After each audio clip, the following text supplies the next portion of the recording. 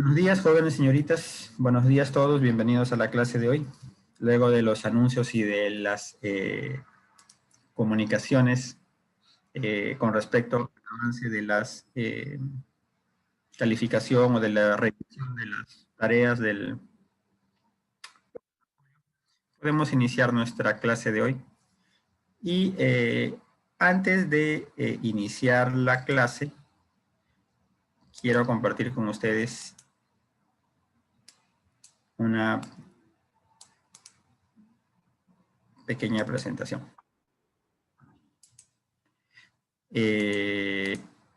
Buenos días con todos, buenos días jóvenes señoritas, bienvenidos todos.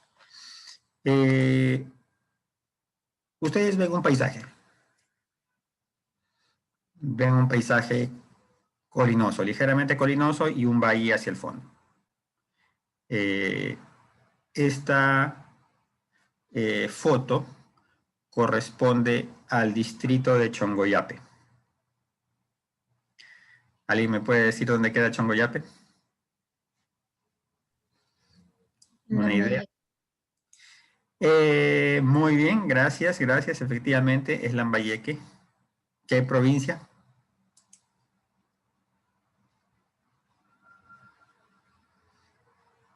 Porque Lambayeque tiene 3 provincias. Esta es la provincia de Chiclayo. De hecho, esta foto fue tomada cerca del distrito, cerca del pueblo de Chongoyape, que está más o menos a 60 kilómetros, 55 kilómetros hacia el este de Chiclayo.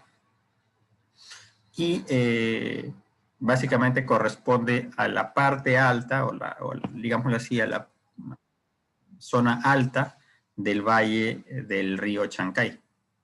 Y está justo al lado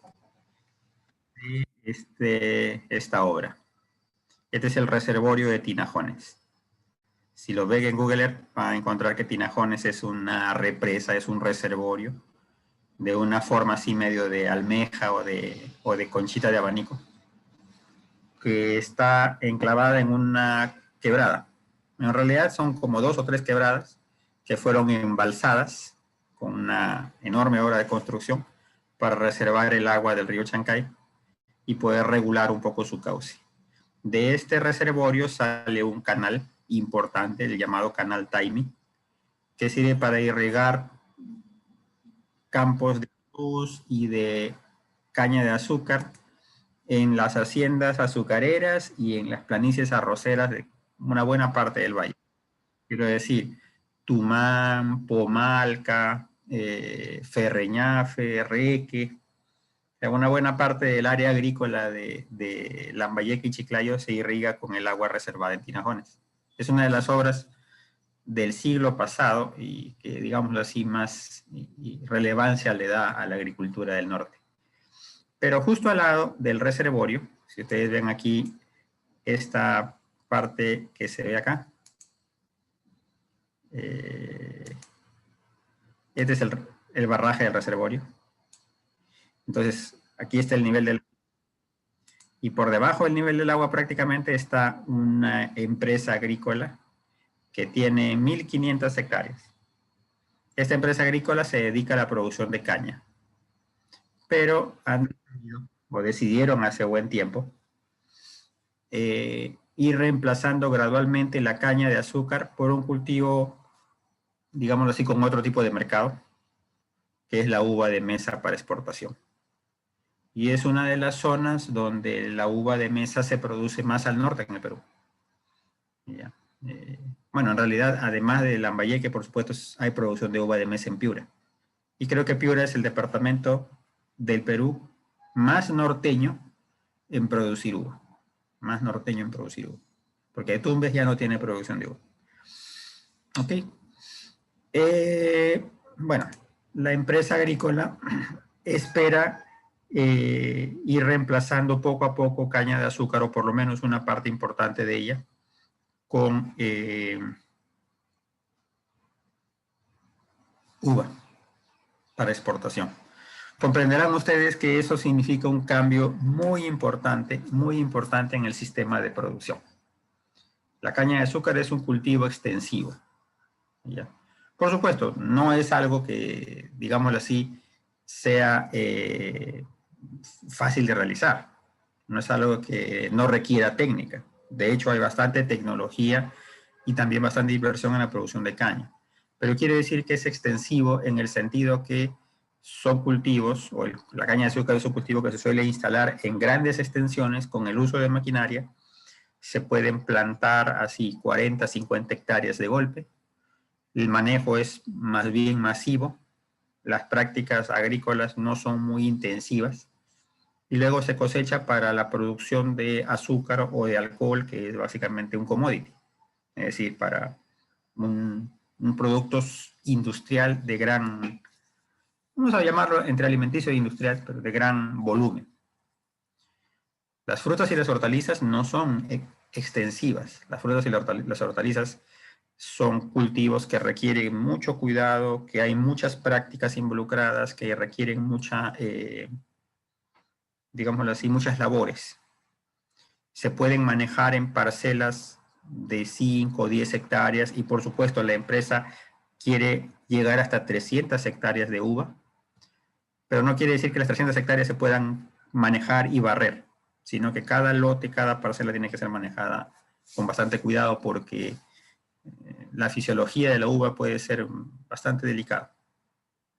Entonces, obviamente el valor económico de la uva es mucho más alto y por lo tanto la empresa se siente motivada a ir reemplazando algo de la caña por uva para ganar un mercado de exportación. ¿Se comprende? Entonces, decidieron hacerlo, pero al hacerlo, gradualmente se fueron presentando algunos problemas visibles en las plantas. Entonces, digámoslo así, se dieron cuenta de que es importante, antes de arriesgarse a hacer una instalación importante de un cultivo de tanto valor económico y de tanta inversión como la uva, hubiera sido bueno pues tener un poquito más de detalle con respecto al suelo. Este es, por ejemplo, una de las prácticas que ellos realizan. Miren, para el abonamiento y la fertilización dependen de materia orgánica y además de fertilizantes y consiguen una buena cantidad de estiércol de vacuno, estiércol de ovino, colectan de toda la zona alrededor, hacen camellones grandes, aplican agua para hacer una descomposición previa y luego de eso incorporan la materia orgánica al suelo. Pero digámoslo así, para tener más éxito y para planificar adecuadamente la fertilización, el riego, el manejo, decidieron que era bueno hacer un estudio en el suelo.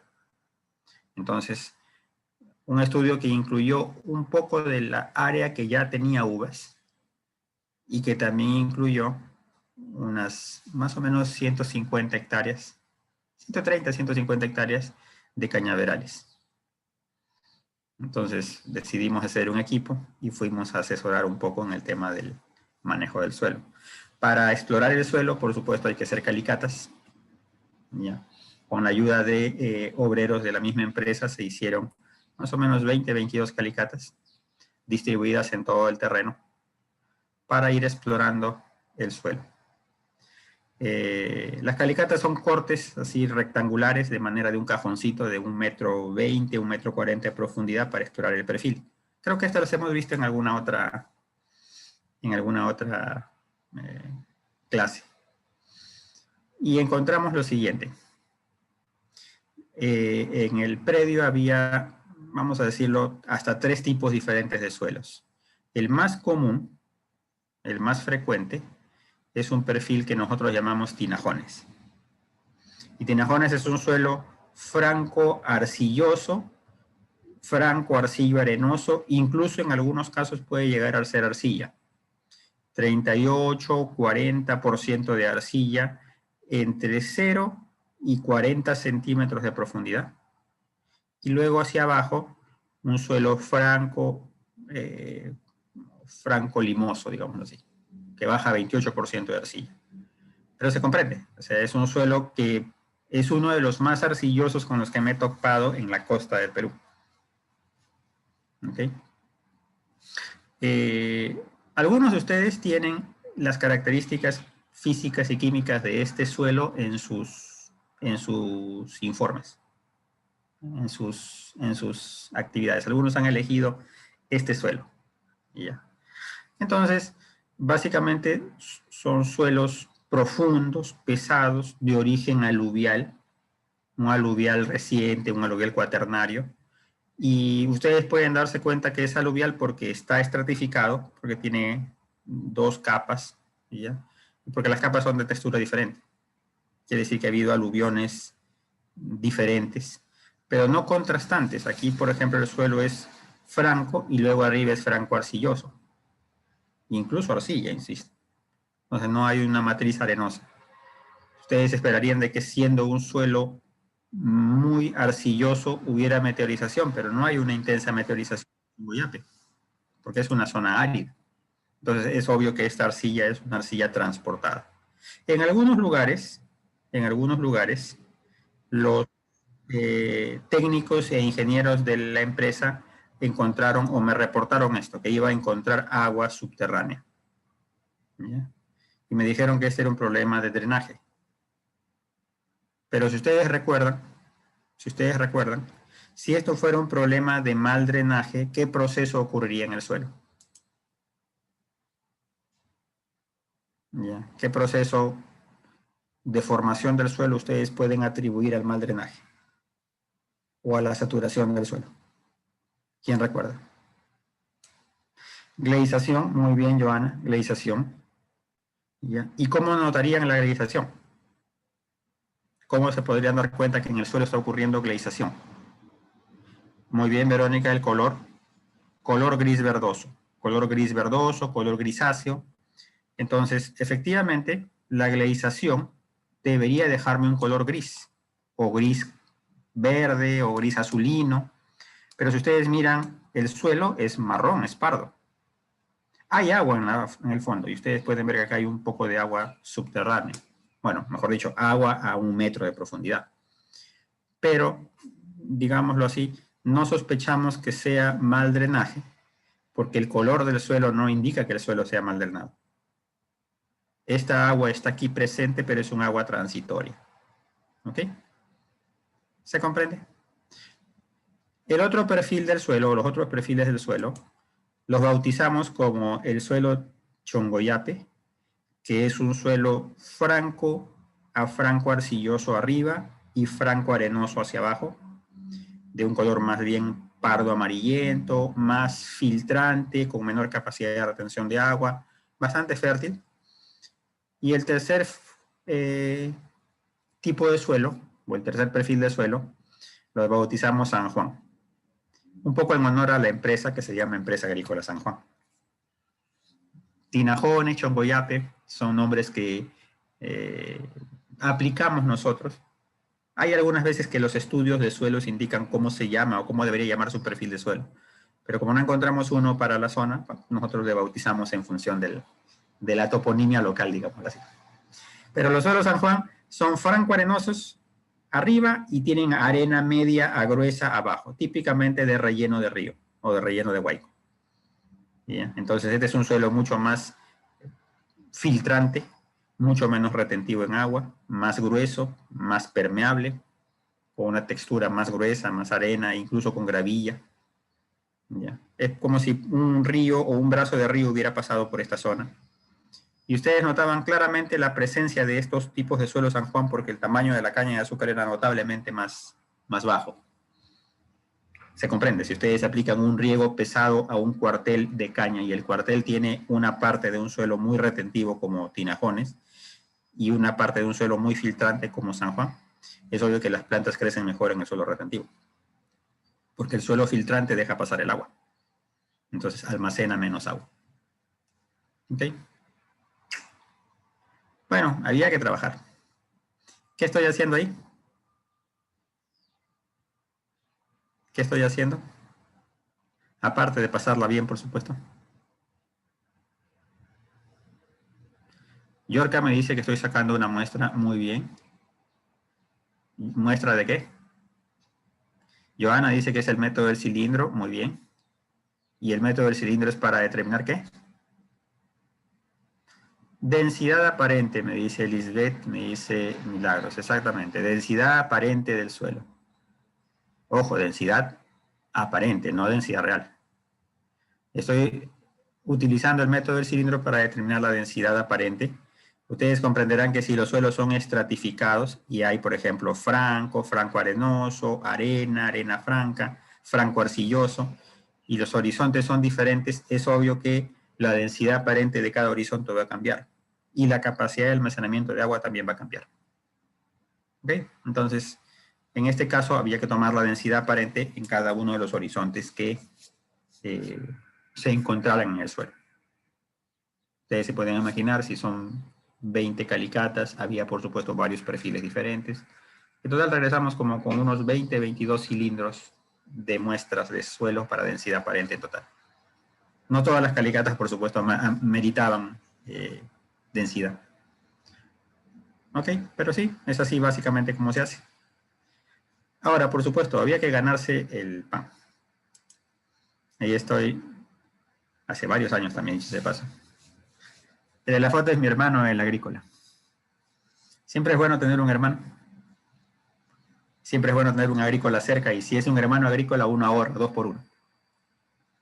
Él es el que se encarga de hacer los mapas, los planos, la distribución de calicatas, el GPS. Y, por supuesto, me ayuda también con la determinación, por ejemplo, de la densidad aparente. Ahí estamos, por ejemplo, nosotros rebanando el suelo del cilindro para que sea un cilindro perfecto. Se coloca en los tapones de goma y luego ya se puede llevar a laboratorio para determinar el peso húmedo, llevar estufa, el peso seco y calcular la densidad aparente. Por supuesto, había que comprobar si es que efectivamente era mal drenaje. Y si a uno le pagan por hacerlo, pues uno se quita los zapatos y entra a la calicata así esté llena de agua. No es la primera vez que me pasa, dicho sea de paso. Y no ha sido la única, no ha sido la última tampoco. Pero, digámoslo así, había que encontrar una explicación a por qué este perfil tiene agua. Y en 2 o 3 de las calicatas en total, de 22 calicatas, se encontró agua en el suelo, al corte. O sea, el suelo estaba realmente mojado, saturado, y cuando se hacía el corte, el trabajador terminó de hacer la calicata, pero comenzó a resumar el agua. Pero insisto, o sea, mal drenaje hubiera implicado que el suelo fuera grisáceo, y este suelo no es gris. Es un color oscuro, pardo oscuro. ¿Ya? Y eso es básicamente por la arcilla, por el pobre contenido orgánico. Entonces, preguntamos, no olvidemos que estamos en un campo de caña, y preguntamos cuándo fue la última vez que regaron. Y resulta que este suelo, este lote o este cuartel había sido regado 5 días antes. ¿Ya? Y preguntamos cuánta agua aplican anualmente. Entonces resulta de que ellos hacen un riego mensual, y cada riego implica casi 1.800 metros cúbicos por hectárea. ¿Se comprende? O sea, en total son 20.000 metros cúbicos de agua utilizados por hectárea para la caña, lo cual es, por supuesto, una exageración de agua. La caña podría fácilmente rendir con el 60% de eso. O sea, entre 10 a 12.000 metros cúbicos de agua podrían ser suficientes para la caña de azúcar. Pero como el agua es barata y está cerca, y esta es una empresa cañera, entonces la práctica de riego más común es simplemente saturar el suelo, ¿ya? Y dejarlo así hasta el mes siguiente. Entonces, en un suelo arcilloso como el que ustedes ven aquí, ¿ya? Con una alta capacidad de retención de agua, que es un suelo que absorbe mucha agua, y donde la permeabilidad es muy lenta, el movimiento del agua es muy lento, es obvio que esos 1.800 metros cúbicos de agua iban a tomarse varios días en salir del suelo. Entonces, cuando se hizo la calicata y el suelo estaba todavía recientemente regado, lo que teníamos era que el suelo estaba saturado de agua. Ustedes hacen el corte y obviamente el agua resuma y rellena. Pero yo traté de explicarles que eso no es mal drenaje, es simplemente un poco de abuso del riego. Como no me creían, les dije, ok, vamos a hacer una apuesta, $100, a que al día siguiente el agua ya no está. Obviamente, si es mal drenaje, esta agua debería estar ahí todo el tiempo. Entonces, regresamos a una calicata al día siguiente y efectivamente la calicata estaba seca. Eso quiere decir que el agua había terminado de drenar. Y me gané $100. ¿Ok? ¿Se comprende? Entonces, cuando se trata de estudiar un poco el agua en el suelo, hay que comprender, por supuesto, su física, hay que comprender qué tan rápido se mueve, hay que comprender cómo se está manejando el agua, el balance de agua, la entrada, la salida, y uno puede encontrar explicaciones con respecto al comportamiento del agua en el suelo. Y pasarla bien en el proceso. Dudas, preguntas, comentarios. Les presento esto porque, digámoslo así, parte del proceso de compartir con ustedes edafología requiere que les comparta también algo de lo que hago fuera de la universidad. Trabajo de investigación, trabajo de asesoría, consultoría. Un trabajo como este, por ejemplo, garantiza que yo esté en la agraria medio año. Aparte que uno se distrae, por supuesto. Preguntas, dudas, comentarios. Profesor, una consulta. Por ejemplo, escuché que en el mismo suelo podría haber, o sea, en su perfil, como franco, arcilloso. Entonces, en la base de datos que tenemos está por el perfil de suelo, pero el que predomina más. ¿O? Sí. De hecho, es el que más área tenía era Tinajones, que es el suelo que es pesado arriba y pesado abajo. O sea, franco arcilloso arriba y franco arcilloso abajo. O sea, ese suelo uniforme. Ese es el más frecuente. Los otros dos suelos eran menos áreas. Es obvio, esa es una buena pregunta. Ustedes tal vez no podrían predecir cuál va a ser el horizonte que está debajo de un suelo. Por ejemplo, en este caso. ¿Ya? Por ejemplo, en este caso. Si ustedes vieran el suelo superficialmente, es decir, si ustedes tomaran una muestra de suelo superficial, los tres tienen un suelo franco arcilloso o franco en la capa superior. Y son diferentes o diferente textura en las capas inferiores. Pareciera que en un caso todo el perfil es arcilloso, en el segundo caso es arcilloso arriba y franco abajo, y en el tercer caso es franco arenoso arriba y arena abajo. O sea, digamos así, cuanto más cerca del río se encuentran ustedes, más arenoso se vuelve el suelo. Y eso, por supuesto, se vuelve difícil de predecir. Eso es algo que es muy común en los suelos aluviales de la costa. Ustedes pueden encontrarse un suelo superficial y lo que encuentran debajo puede variar porque puede ser producto de otro depósito. En ese caso, no hay mayor problema si ustedes indican que la calidad física del suelo es muy parecida al horizonte de arriba. Es decir, ustedes podrían decir, mira, lo que yo encuentro debajo de la capa superior del suelo es muy parecido a lo que es la capa superior. Pero entiendo tu pregunta, Nicole, creo que te refieres a cuál es la calidad química del suelo o física del suelo que yo debería esperar dado que tengo el análisis de la capa superior.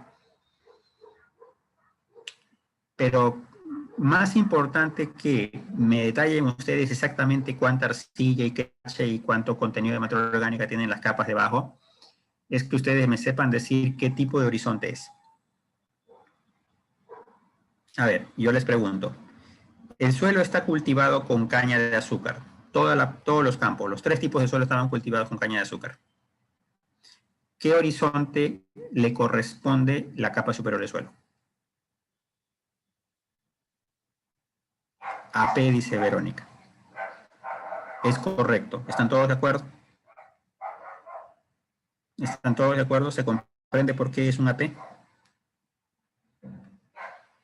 Es un A, porque es el horizonte superior, y es un A sub P porque se está cultivando. Yo estoy cultivando caña de azúcar y la caña de azúcar es un cultivo. Eso quiere decir que tengo que plantar caña, abonar, fertilizar, arar el suelo y estoy haciendo actividad agrícola. Entonces es un AP. Y luego, debajo de ese AP, no importa que sea arcilloso, franco arenoso o arena gruesa, ¿qué vendría debajo del AP?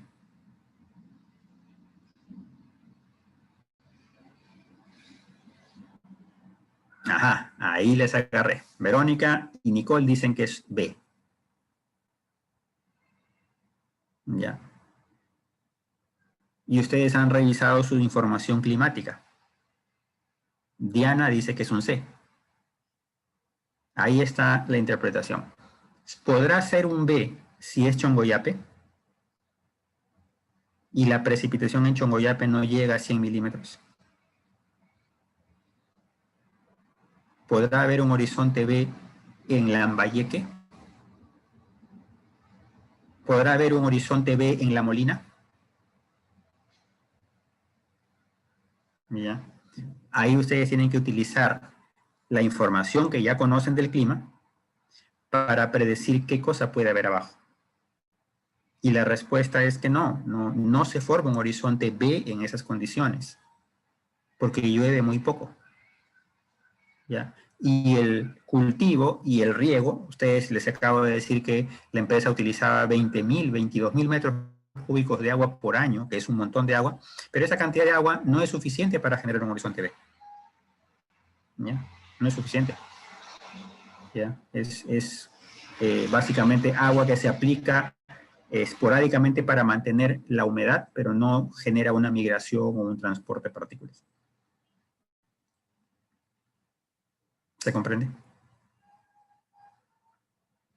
Okay. Sobre todo porque el tiempo de la agricultura es un tiempo corto comparado con el tiempo absoluto del suelo. Diana dice de que es un horizonte C. Y efectivamente es un C. ¿Ya? Es un C porque es el material parental que formó el suelo. Y ustedes pueden decir, ok, se formó un horizonte C y luego con la agricultura me encargué que sobre ese C se desarrollara el horizonte AP. Entonces ustedes podrían decir que el AP se formó a partir del mismo C. Y ya no importa mucho si hay un segundo o un tercer C. Ustedes han visto, por ejemplo, que en el suelo San Juan, que es arenoso, hay 3 capas. Hay franco arenoso arriba, arena al medio y abajo hay otra capita fina. No importa ya si es que la encuentran o no la encuentran. ¿Cuánto es la precipitación que se considere suficiente para formar un horizonte B? Una precipitación para formar horizonte B. Buena pregunta, buena pregunta. En realidad, puede formarse horizontes B a partir de 200 a 250 milímetros. ¿Ya? Ok, Paola, repito. ¿Por qué no sería un B en Chongoyape, Chiclayo? Ustedes han conseguido la información climática y seguramente se han percatado que la precipitación acumulada no llega a 100 milímetros. De repente 100, 120 milímetros, pero no más que eso. En Lambayeque, en gran parte de Lambayeque, el 100 es máximo. En Piura, que es unos kilómetros más al norte, la precipitación puede variar alrededor de 200 a 220 milímetros. En algunas zonas de Piura, por ejemplo en los bosques secos, en algunos bosques secos, podrían ustedes encontrar un horizonte B en proceso de formación. Pero con 100 milímetros es muy poco probable que se forme un horizonte B, porque es árido, y árido extremo. Es un clima desértico. Entonces, si el clima es desértico, ¿qué factor podría causar de que la arcilla migre hacia abajo? Ninguno. Entonces, es poco esperable que debajo del horizonte A encuentre yo un B. Si me encuentro en Jauja, y para aquellos que trabajaron Jauja seguramente se han dado cuenta que la precipitación es 700 milímetros, ahí sí puedo tener horizonte B. Y para aquellos que tienen suelos de Tarapoto, de Madre de Dios, de Ucayali, ahí sí hay horizonte B, porque la precipitación ya bordea los 1200, 1800, 2000. En Tingo María, Leoncio Prado, 3000. Esa es una precipitación abundante que si ustedes la suman al factor tiempo, entonces sí genera un horizonte B. ¿Ok? En los suelos de la costa, lo más seguro es que inmediatamente debajo del horizonte A, ustedes tengan el C y el material de origen. Y es posible que haya algunos de ustedes que hayan encontrado que ni siquiera hay un A bien desarrollado. ¿Ok? O sea, todo lo que tienen es material parental. ¿Se comprende? Entonces, ese perfil de suelo, por ejemplo, es un perfil estratificado. Sí, hay capas diferentes, pero lo que causa esa estratificación es que como es relleno aluvial, se ponen los materiales uno encima del otro. Pero son básicamente capas C. No es un horizonte B, no hay una formación de un horizonte B. 200, vamos a ponerle 250 milímetros, es la precipitación a partir de la cual se puede observar horizonte B. Pero para esto tendría que ocurrir con regularidad una época lluviosa y una época seca. O sea, si ustedes tienen 250 en 2 meses o 3 meses acumulado, ok, ahí tienen una época lluviosa y puede comenzar a formarse un B. Algunas zonas desérticas de América, incluso de Norteamérica, por ejemplo, tienen horizontes B. Horizontes B con arcilla, horizontes B con carbonato de calcio, en zonas áridas. En zonas áridas. ¿Ya? Y eso ocurre porque como es una zona que tiene por mucho tiempo lluvias de alguna época del año, en invierno, por ejemplo, llueve, poco a poco se va formando el proceso de migración de arcilla. Preguntas, dudas, comentarios. En un suelo de jauja podría tener horizonte E y después un AB. A ver, vamos por partes. Vamos por partes. El horizonte E está debajo de ¿qué? El horizonte E se forma debajo de ¿qué? De un A o de un AP, correcto. Y si se forma el horizonte E, debajo del horizonte E, ¿qué debería formarse? Debajo del horizonte E, ¿qué debería formarse? Un horizonte B, correcto. El horizonte E no podría dividir a un A de un AB, porque el horizonte E es un horizonte de eluviación. Si se forma el horizonte de eluviación, entonces ustedes tienen el A, debajo el E, y inmediatamente debajo del E, el horizonte de acumulación, que sería el B. A, AB y B pueden tener. A, E y AB ya no pueden tener, porque ya el AB, recuerden que es un horizonte de transición entre A y B. Puede haber un horizonte de transición EB entre el horizonte E y el horizonte B, pero si yo tengo el horizonte E en medio del A y el B, no puedo tener un E y luego un AB, porque los está separando, los está cortando. ¿Debo entender? Entonces pueden tener A, AB y B. Es lo lógico. A, E por horizonte de eluviación y luego B. A, E, B, E y AB no podrían tenerlo. No podrían tenerlo. Porque el horizonte de transición sería entre el E y el B. O entre el A y el E. ¿Me dejo entender?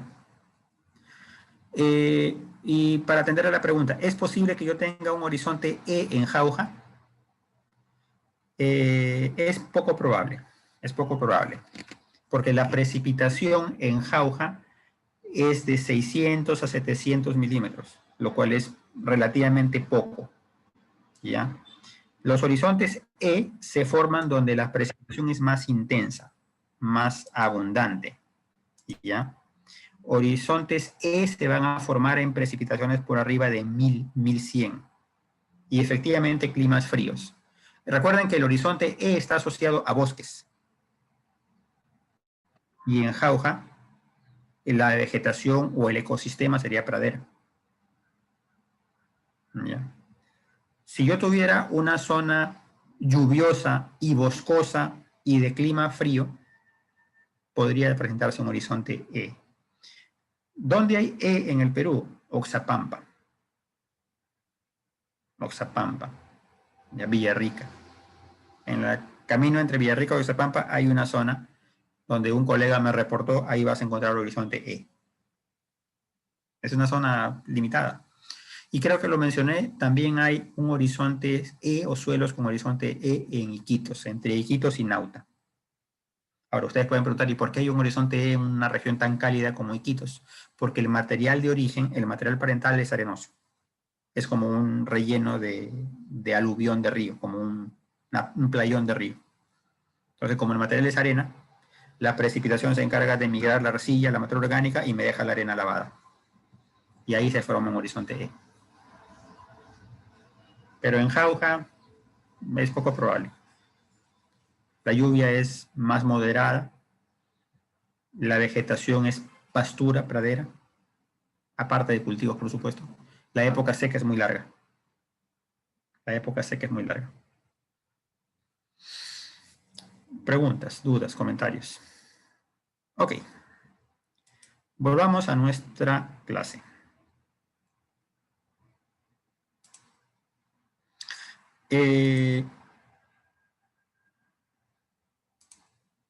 Nos habíamos quedado aquí. Habíamos conversado en la última clase con respecto al agua. Y habíamos dicho en términos generales que el agua es una molécula polar por la distribución asimétrica que tiene. Dos hidrógenos en un extremo y el oxígeno en el otro extremo. El oxígeno electronegativo se atrae a los electrones. El hidrógeno electropositivo tiene menos tendencia para los electrones. Por lo tanto, siendo una molécula eléctricamente neutra, el agua actúa como una molécula polar, como una pila. Tiene un polo positivo y un polo negativo. Entonces, por ambos polos se puede atraer a sustancias que tengan carga eléctrica. Esta atracción que tiene el agua por cualquier cosa que tenga carga eléctrica le da ese carácter de mojar. O sea, yo pongo mi ropa en agua para lavarla y mi ropa se moja porque la ropa tiene carga eléctrica, tiene fibras con carga eléctrica. El papel, yo pongo una servilleta para secar la mesa y la servilleta absorbe el agua porque el papel tiene carga eléctrica y puede absorber agua entre los poros. Una sustancia que no tiene carga eléctrica no se moja. Ayer hablamos del método de la parafina. Y la parafina, la cera, por ejemplo, puede ser utilizada para impermeabilizar algo. Si ustedes quieren que algo no se moje, lo rodean con cera. La grasa, en términos generales, es hidrófoba, no se adhiere al agua. Por eso yo tengo que utilizar, por ejemplo, detergente o lavavajilla para lavar un plato grasoso, porque el agua solita no mojaría la superficie grasa. ¿Ya? ¿Me dejo entender? Entonces yo tengo que lograr que la grasa sea removida de una superficie para que el agua pueda mojarla. Las plumas de las aves, por ejemplo, están cubiertas de cera y grasa. Las aves marinas, por ejemplo. Y esa grasita impide que el agua llegue hasta la piel. El agua se queda en la parte exterior de las plumas. Y es por eso que un pelícano puede meterse al agua o un pingüino puede nadar en agua casi helada en el polo sur. ¿Ya?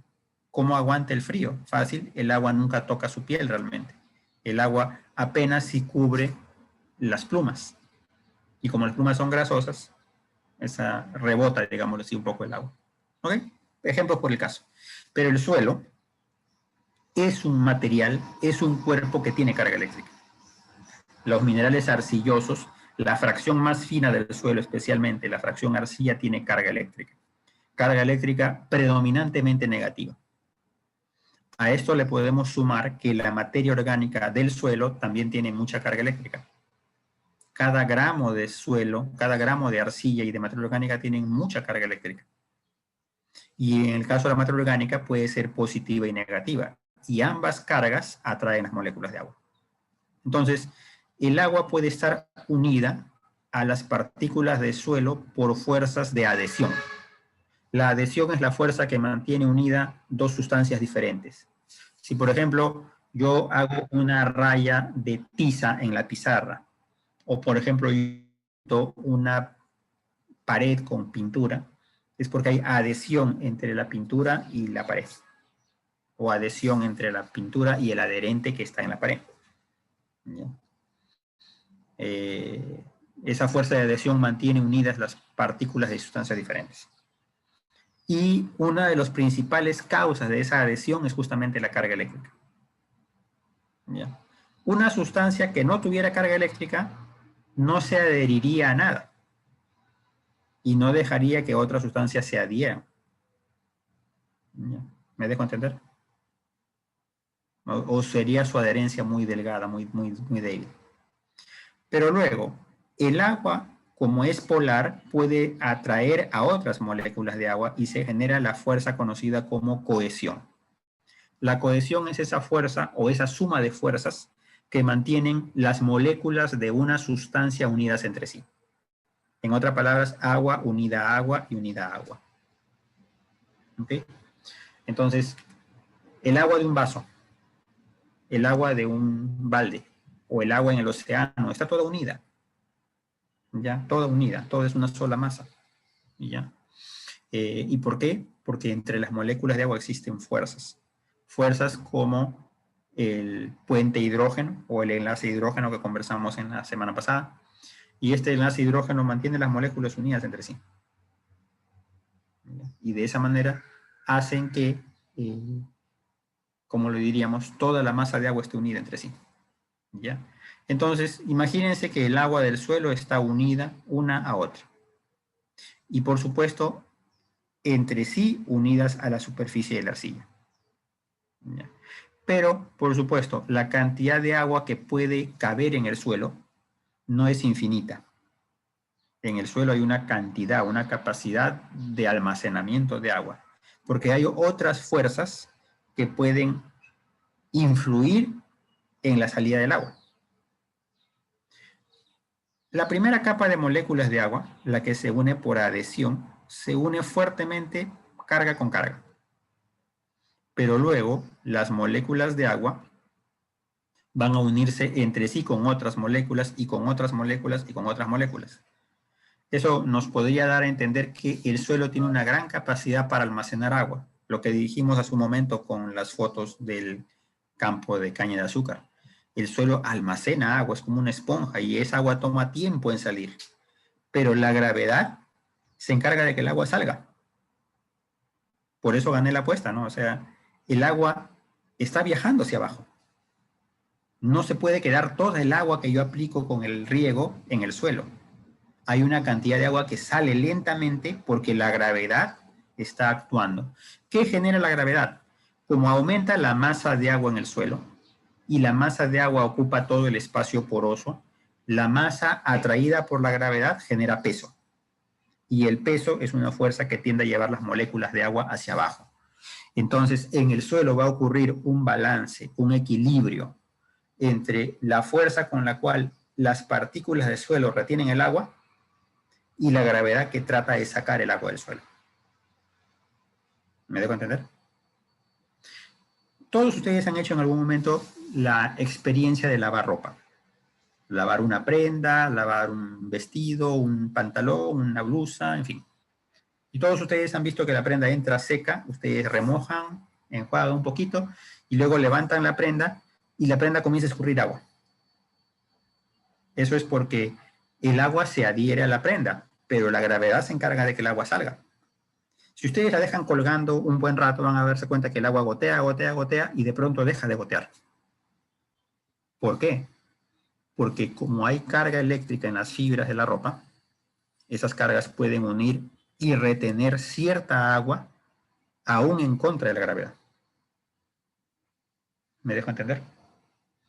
Entonces, si la partícula, o en este caso si el suelo tiene mucha carga, pues la cantidad de moléculas de agua que se pueden retener en contra de la gravedad es grande. Pero si el suelo no tiene mucha carga, Entonces no almacena mucha agua en contra de la gravedad. ¿Me dejo entender? Entonces esa capacidad de almacenamiento de agua del suelo va a depender de cuánta carga eléctrica tiene el suelo. Y la carga eléctrica está relacionada directamente con la presencia de ¿qué partícula? ¿Cuál es la partícula del suelo que más influye en esa carga eléctrica? Karim dice arcilla, Verónica dice arcilla. ¿Quién más? ¿Quién más? Vamos, chicos. Estoy seguro. Stephanie, Nicole. Ok, arcilla. Paola. Limo, sí es cierto, el limo también puede contribuir, ¿ya? En primer lugar, arcilla, materia orgánica, y en segundo lugar, limo, contribuyen a la retención del agua. De todos ellos, la que más carga eléctrica retiene, o que la que más carga eléctrica posee, son la materia orgánica y la arcilla. La arena no contribuye a la retención de agua. ¿Ya? Cualquiera que haya ido a la playa sabe a lo que me refiero. Ustedes tienen arena, hacen un hoyo en la arena y echan un balde con agua, se van de nuevo y cuando regresan con el segundo balde ya el primer balde se filtró. Y echan el segundo balde, van otra vez hasta la orilla, toman otro balde con agua y cuando regresan ya se volvió a filtrar. Entonces se pueden pasar ustedes el día entero echándole agua a la arena y la arena no tiene capacidad de pasar el agua. El agua simplemente pasa, filtra a través de ella, porque no tiene carga eléctrica. ¿Ok? Estado eléctrico del agua en el suelo. Este es un concepto importante porque les va a ayudar a ustedes a entender un poco qué fuerzas hay dentro del suelo y que influyen en el agua, en su almacenamiento y en su movimiento. El agua siempre está sometida a fuerzas en el suelo, ¿ya? Siempre se encuentra sometida a fuerzas, a atracción. Las fuerzas principalmente están debidas a la tensión o succión. Es decir, que el agua siempre está siendo retenida o siempre está siendo jalada hacia el suelo. ¿Ya? Tomen ustedes un caso, una esponja. Todos nosotros tenemos alguna esponja en casa. ¿Ya? O sea, esponja como para lavar platos o esponjita amarilla para jabonarse, por ejemplo. Las esponjas son materiales que pueden almacenar una buena cantidad de agua. Si ustedes quieren, pueden hacer que la esponja se hinche y se llene de agua. Entonces, el agua dentro de la esponja es retenida, incluso en contra de la gravedad. Ustedes levantan la esponja y la esponja pareciera almacenar una buena cantidad de agua, no se cae. ¿Ya? ¿Se comprende? En el suelo va a pasar lo mismo. Un suelo seco, ¿ya? Que no contiene agua, si yo le agrego agua, el agua va inmediatamente a unirse a las partículas de suelo, especialmente las arcillas, y las arcillas van a jalar las moléculas de agua. Yo le puedo seguir agregando poco a poco agua al suelo, y esa fuerza permite que una buena cantidad de agua se almacene. ¿Por qué el agua no cae? ¿Por qué el agua no drena, al menos al principio? Porque las partículas minerales tienden a jalar, tienden a tensionar, tienden a succionar el agua. Entonces, el agua siempre está sometida a succión. Si yo, por supuesto, sigo aplicando agua, poco a poco esa tensión se va haciendo cada vez más débil y luego puede ocurrir que la gravedad se encargue de que el agua comience a salir del suelo o a drenar. ¿Ya? Lo mismo que pasa con una esponja. La esponja al principio escurre una buena cantidad de agua, pero hay también una cantidad que queda dentro. ¿Ok? En el suelo, yo voy a encontrarme con un momento en que el suelo tiene tanta agua que está dejando escapar el agua. Pero luego alcanza el equilibrio porque la tensión alcanza o supera al peso del agua. ¿Okay? En muchos aspectos, el suelo se parece a una esponja.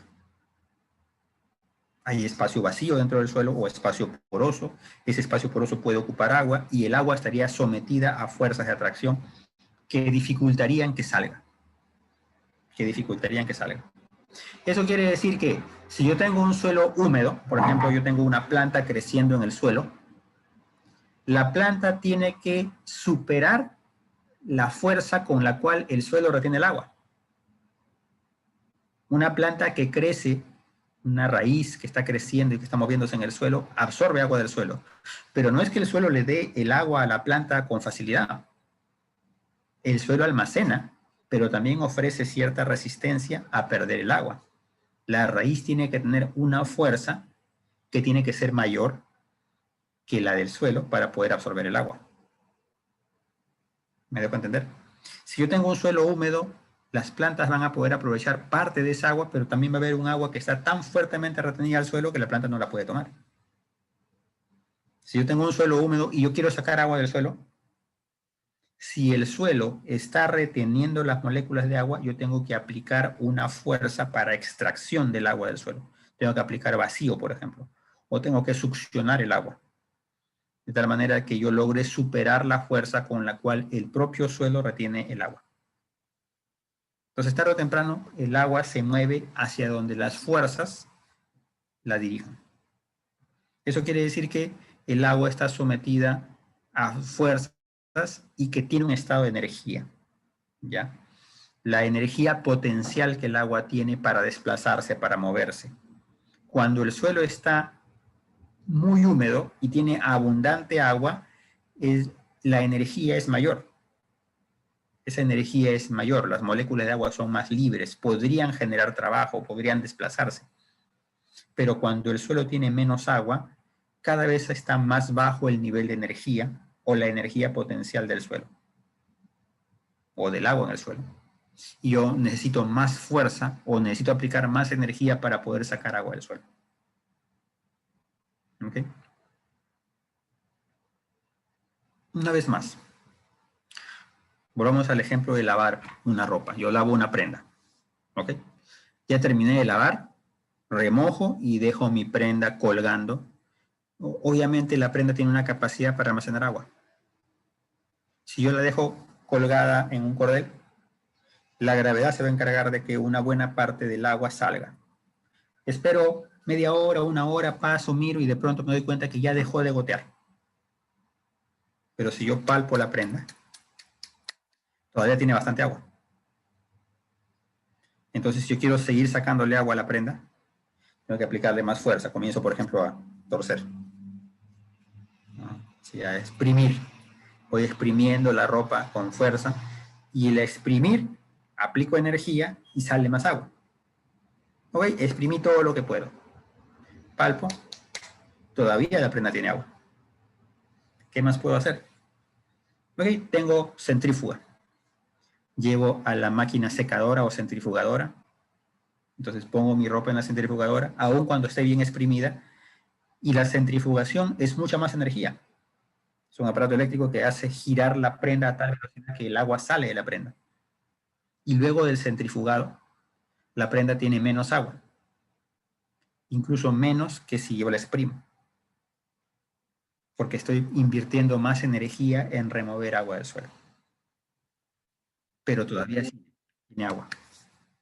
Si yo quiero que la prenda esté completamente seca, pues lo que tengo que hacer es más energía. ¿Y cómo puedo hacer? Bueno, aprovecho la radiación solar, aprovecho el aire seco, coloco mi prenda en un colgador donde pase el viento con aire seco o que le dé la luz y la radiación se encarga de evaporar el agua. Y recuerdan ustedes que hay una gran cantidad de energía que el agua consume cuando se evapora. 540 calorías por gramo.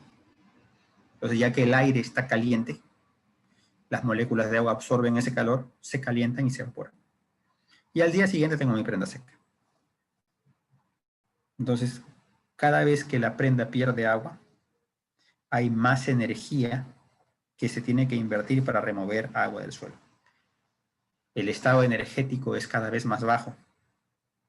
La facilidad para remover el agua va cayendo. Cada vez es más difícil sacar agua del suelo o de la prenda. Piensen eso en el suelo. Cuanto más seco esté el suelo, más energía cuesta sacar agua. Cuanto más seco el suelo, más difícil es remover moléculas de agua del suelo. Ahora, todo este nivel energético, toda esta energía, todo este potencial o energía potencial que el agua tiene se puede dividir en 4 componentes.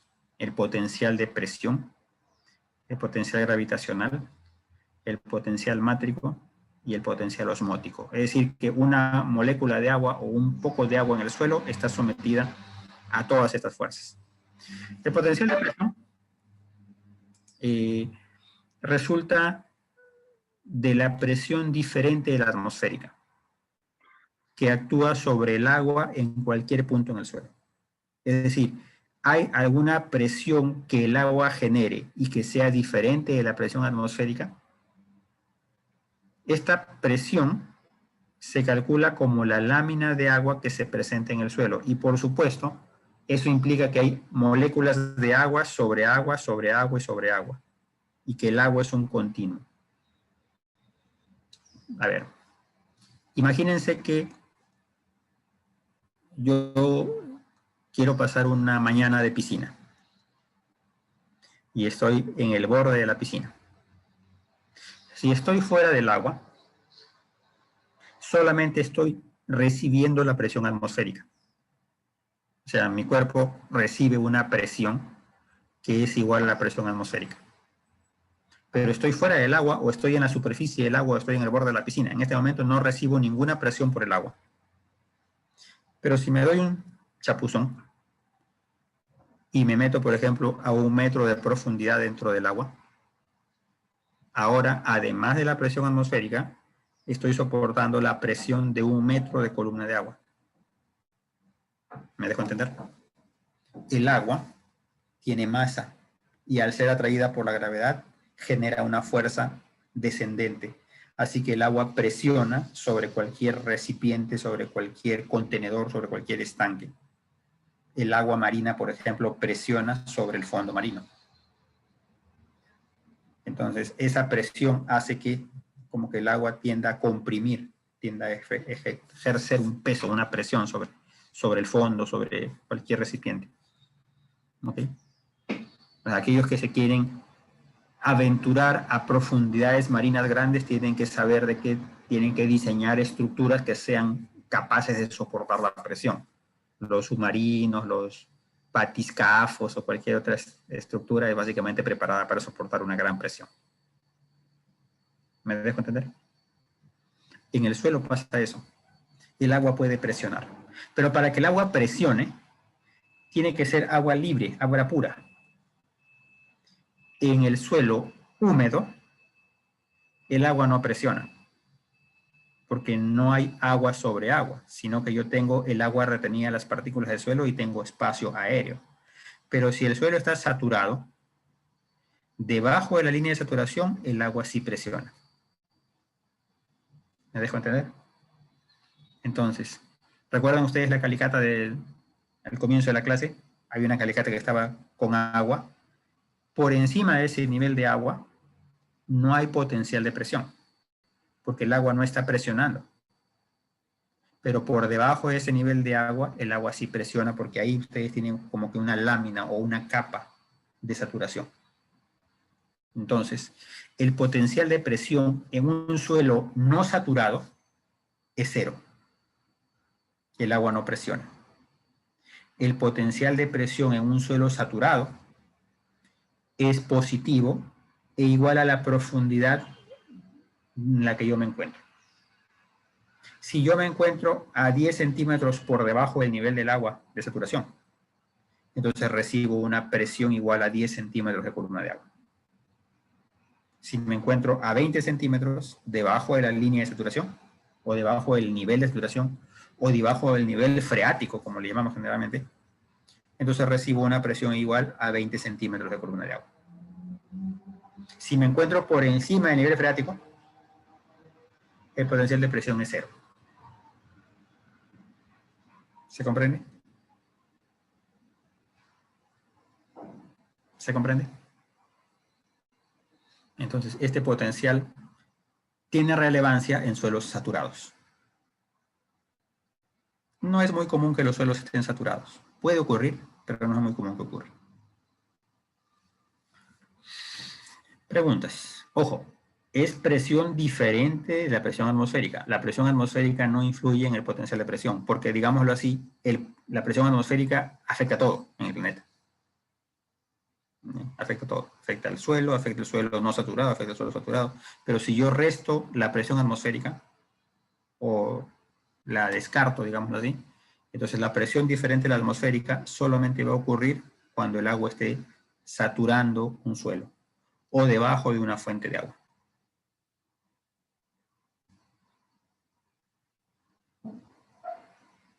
Preguntas. El segundo potencial es el potencial gravitacional. Y este potencial gravitacional es un potencial que es establecido muchas veces en forma arbitraria a partir de un nivel de referencia. Me explico. El potencial gravitacional es el potencial de altura, digámoslo así. Es cuál es la porción del potencial total que se debe debido a la colocación vertical de un punto cualquiera en el agua con respecto a un plano de referencia. Este nivel de referencia o plano de referencia yo lo establezco. Yo puedo decidir en el suelo cuál es mi nivel de referencia y puedo cambiarlo. Entonces es un nivel que puede ser arbitrario. No se establece que siempre sea la superficie del suelo o que siempre esté por encima o por debajo de la superficie del suelo. Va a depender del usuario, va a depender de la persona que quiere hacer uso de este potencial o quiere describir este potencial gravitacional. Bien. ¿Cómo podríamos entender el potencial gravitacional? Si tenemos un nivel de referencia, por ejemplo, una superficie, cualquier molécula de agua que se encuentre por encima del nivel de referencia tiene energía potencial y puede generar trabajo. ¿Ya? Y por lo tanto tiene un potencial gravitacional positivo, porque la gravedad ayudaría a que se genere ese trabajo. Cualquier fuente de agua que se encuentra por debajo del nivel de referencia, ¿ya? Tiene un potencial gravitacional negativo, porque si la molécula de agua está aquí, yo tengo que gastar energía para enfrentarme a la gravedad y subir la molécula de agua hasta el nivel de referencia. Entonces, cualquier fuente de agua que esté por arriba del nivel de referencia tiene potencial gravitacional positivo y cualquier fuente que está por debajo tiene potencial negativo. ¿Se comprende? ¿Dudas? La mejor forma de entenderlo es con un ejemplo que no tiene mucho que ver con el suelo. Ojo, en el suelo se aplica este potencial gravitacional, pero vamos a entenderlo exagerando un poco la escala. ¿Quiénes viven en edificio? ¿Quiénes de ustedes viven en un edificio, en una torrecita, en un tercer piso, cuarto piso? Yo vivo en quinto piso. ¿Ya? Y varios como ustedes, Verónica, Joana, Jesús. ¿Ya? Entonces, vamos a suponer que estamos en el cuarto piso de nuestro edificio y que queremos tomar una ducha. O queremos abrir el caño para llenar una olla o una tetera y hacer hervir agua. ¿Ya? Abrir el caño no es tan sencillo como decir ábrete sésamo y sale el agua. Si nosotros estamos en un cuarto piso, estamos más o menos a unos 12 metros por encima del suelo. Y muy posiblemente a unos 14 metros de las tuberías de agua que abastecen el agua de nuestras casas. Entonces, si el nivel de referencia es el suelo, nosotros estamos arriba del agua. Entonces, no sé si comprendemos el punto. O sea, ¿cómo hace el agua para llegar desde la superficie del suelo hasta nuestro cuarto piso? O sea, si mi nivel de referencia es mi habitación en el cuarto piso, yo tengo un potencial gravitacional negativo con respecto al nivel del agua. ¿Ya? ¿Por qué? Porque, o mejor dicho, el agua está en el nivel de referencia Cualquier agua que esté en el suelo tiene un potencial gravitacional negativo. Y aquí viene la explicación. ¿Qué es lo que hace la mayoría de familias y de personas que viven en un edificio? Lo primero es crear un reservorio, ¿ya? Que se alimente del agua de la calle. Es decir, genera un reservorio que está 1 metro por debajo de la tubería. La gravedad ayuda en eso. O sea, si yo tengo la tubería a 1 metro de profundidad y mi reservorio está a 2 metros de profundidad, nada más sencillo, ¿no? Entra el agua de la tubería y por gravedad va cayendo, cayendo, cayendo y lleno mi reservorio, mi tanque o mi cisterna.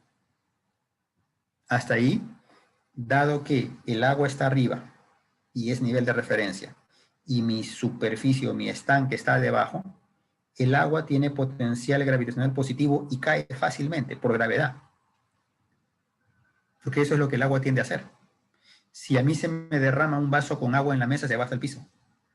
Porque la gravedad se encarga de que el agua que está en un nivel de referencia alto llegue hacia un nivel más bajo.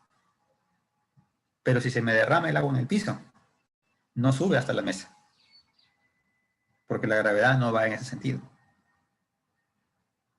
¿Me dejo entender? Entonces, dicho de otra forma, yo tengo un vaso con agua en la mesa.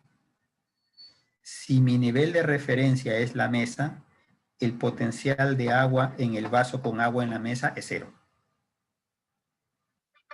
¿Ya? Pero el potencial gravitacional del agua con respecto al piso, que puede estar 1 metro debajo, es positivo e igual a 1 metro de altura. ¿Ok?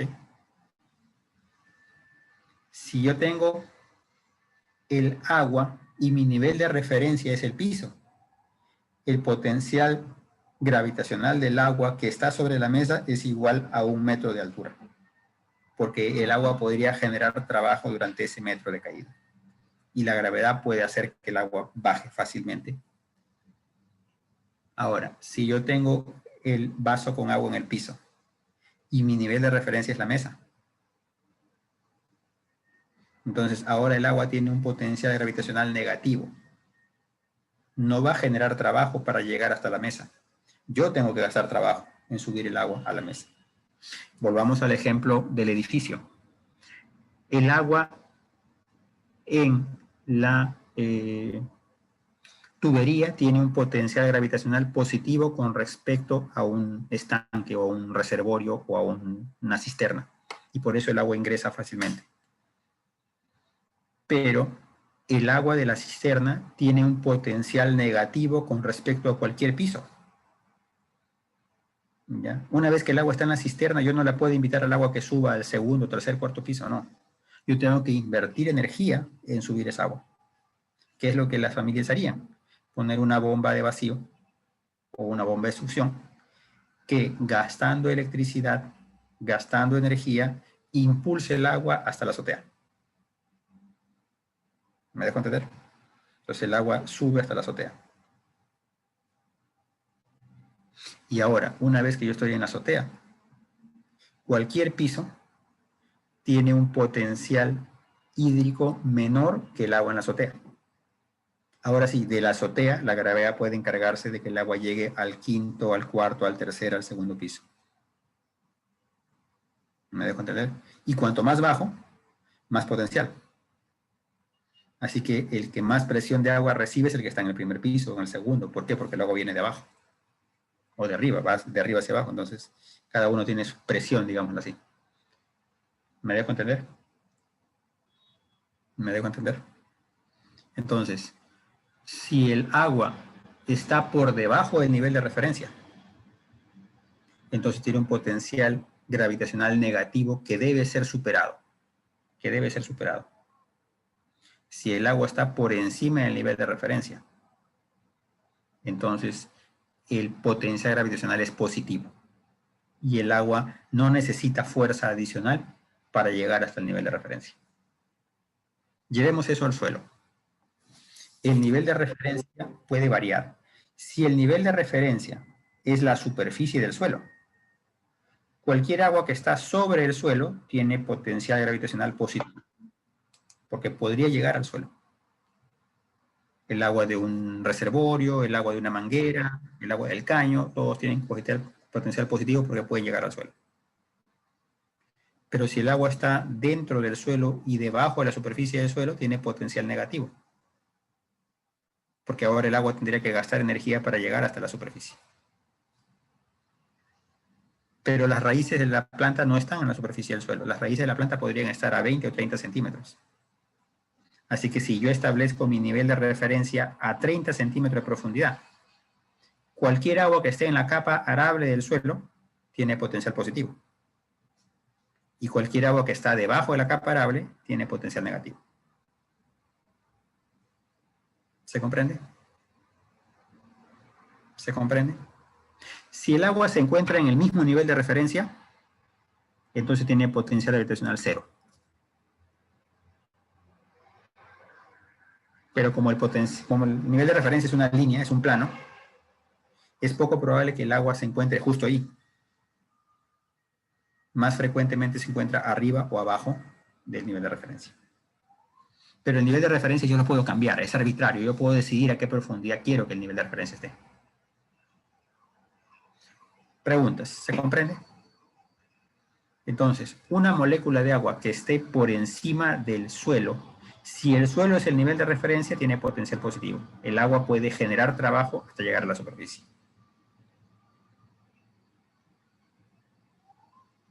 Y una molécula de agua que esté debajo del nivel de referencia va a consumir energía para llegar hasta el nivel de referencia.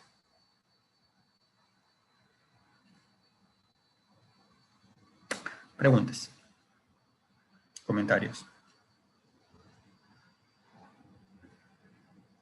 ¿Ya? Aquí sí no importa mucho si el suelo está saturado o no saturado. Lo que importa es la ubicación del agua, de las moléculas de agua o de la masa de agua con respecto al nivel de referencia. ¿Ok? ¿Preguntas, dudas, comentarios? ¿Claro? ¿Seguro?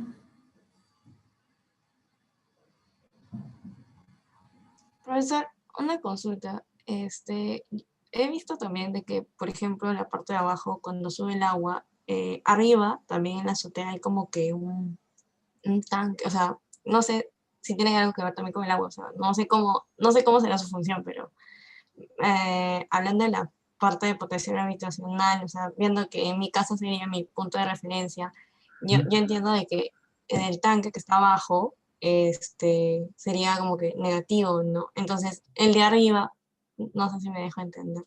Sí, ya entendí, ya entendí. Es que justamente así funciona la cosa, en la mayoría de los casos, por supuesto, en la mayoría de las casas. Yo tengo una cisterna subterránea y tengo un tanque elevado. La cisterna subterránea tiene una función, recibir el agua de la calle, y tiene que ser profunda. Normalmente, eso sí hay que reconocerlo, el agua de las tuberías en Lima es un agua que está a presión, y a veces fuerte presión. Hace un par de semanas después de la clase de edafología que tuvimos, salí a dar una vuelta, no suele pasar con mucha frecuencia, por supuesto, pero salí a dar una vuelta a 2 cuadras y encontré un gran ajetreo. Había habido una ruptura de una tubería a 2 cuadras en plena avenida Aviación. Y estaban haciendo un gran hoyo y estaba todo personal de Sedapal. Y ustedes se imaginan que el agua de una tubería principal salía, pero con una fuerza importante. Entonces el agua estaba tratando de escapar con toda fuerza de la tubería. ¿Por qué? Porque esa agua muy posiblemente viene de algún reservorio elevado. Entonces es un agua que tiene una presión importante porque si el nivel de referencia es el suelo, el agua tenía potencial positivo porque el agua venía de un reservorio, de un tanque. Entonces, boom, se rompe la tubería, boom, el agua sale como si fuera un surtidor. Y tomaron ahí buena parte de la tarde en repararlo. Pues, digámoslo así, todos sabemos que si miramos un poco alrededor en nuestras casas tenemos reservorios altos, a veces en los cerros, en los distritos, se suelen hacer tanques grandes. ¿Y por qué se aprovecha la altura? Porque si yo logro bombear el agua y la reservo en altura, luego ya puedo aprovechar la gravedad para que la gravedad se encargue de que el agua baje. ¿Me dejo entender? ¿Me dejo entender? Si el agua está encima de mi cabeza, la gravedad puede hacer que llegue. Y no necesito gastar mucha energía en que baje el agua. Si el agua está debajo de mí, yo necesito gastar energía para que suba. Porque la gravedad funciona así. Entonces, en la mayoría de edificios y casas se tiene un reservorio para asegurarme que el reservorio esté lleno de agua, luego una bomba, y esa bomba alimenta un tanque elevado. Y aquí entiendo muy bien el punto. Si yo estoy en el cuarto piso y mi nivel de referencia es el cuarto piso, el agua del reservorio o de la cisterna tiene potencial negativo. Porque yo tengo que gastar energía en subir el agua hasta mi piso. Pero yo no voy a subir el agua hasta mi piso, yo lo voy a subir hasta la azotea. Y ahora, si mi nivel de referencia es el cuarto piso, el agua que está reservado en el tanque elevado tiene potencial positivo con respecto a mi piso. Y solamente es cuestión de abrir el caño para que el agua salga. Porque la gravedad se encarga de que baje. Por supuesto, cada vez que el agua baja, va perdiendo energía potencial, va perdiendo este potencial gravitacional. ¿Me dejo entender? Entonces, así funciona en la mayoría de casas o de edificios. Se trata de tener un reservorio subterráneo y un tanque elevado.